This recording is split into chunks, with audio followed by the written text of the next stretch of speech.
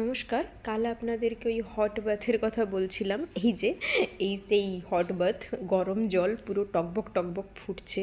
প্রথম যখন জলে পা দিলাম তখন মনে হচ্ছিল ওরে বাপরে পুরো জ্বলে যাচ্ছি।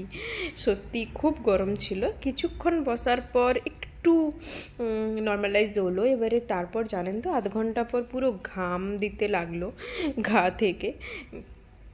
1 ঘন্টা প্রায় আমরা এটাতে বসেছিলাম।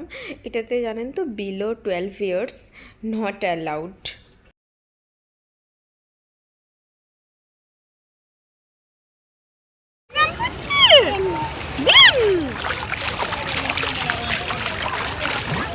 কেমন সুইমিং করতে হয় দেখাও, সুইমিং কেমন করতে হয়। সুইমিং করো।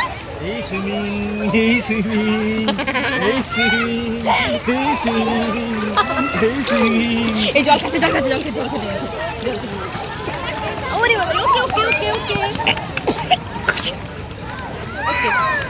ওকে চল দাঁড়াও, stand up. Okay stand up, stand up, stand up, stand up, stand up. এই দেখ, দেখেছি। জল খেয়ে খেলে নিলি। ওলে বাবা, জল ভালো সব পরিষ্কার জল খা। পরিষ্কার জল। হ্যাঁ পরিষ্কার না।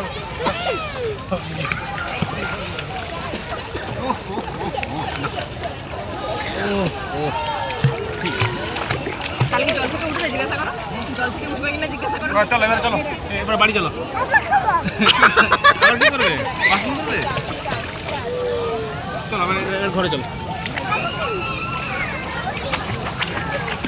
বাবা ভালো লাগছে? দেখেছো তুমি নামাবে না বলছিলে।